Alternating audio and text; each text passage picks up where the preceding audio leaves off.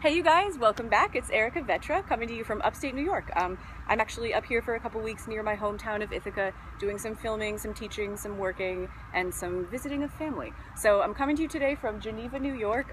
Just went for a really beautiful jog around Seneca Lake. In the spirit of jogging, I wanted to take this time to show you a really nice hip opening pose. So for any runners out there or anyone that uses a lot of legs or hips, this is going to be great. The pose I'm going to show you today is called double pigeon pose, otherwise known as fire log pose, and it sounds slightly torturous, but it's really good for you. For me, I find that it helps my outer hips as well as my low back. So it's really good for relieving tension, especially after jogging. So the way I like to come into this is I like to sit down and I like to pick one leg to start with. So I'm going to start with my left leg here. Flex both feet because you don't want to run the risk of torquing your knee in any way, right? So bring your shin down to your mat or down to the ground wherever you are. Make sure you have a nice firm seat.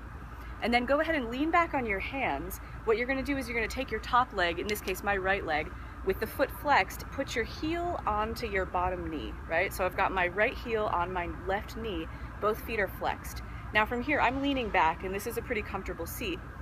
If you're pretty tight in your outer hips, which a lot of people are, including me, this is maybe where you're going to stay. Eventually working to sit up tall and straight, maybe taking your hands to your heel and your knee respectively, and then working to stack knee on top of ankle. So you've got heel on knee, knee on heel.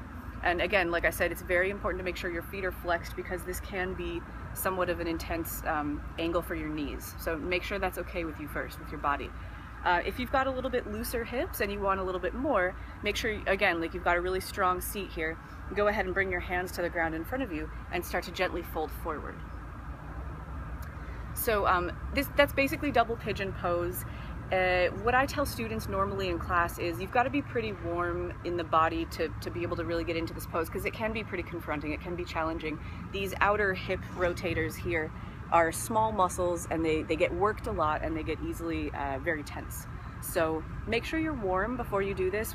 Do some kind of exercise first beforehand and try to hold the pose for at least 10 breaths, 20 breaths. If the longer you can stay in it, the better. I've stayed in it for 3 or 4 minutes at each side before, and it's intense, but it really helps to loosen things up here, especially in the low back. So there you go, that's double pigeon or fire log pose. Please, as always, let me know if you have any questions, feedback, comments.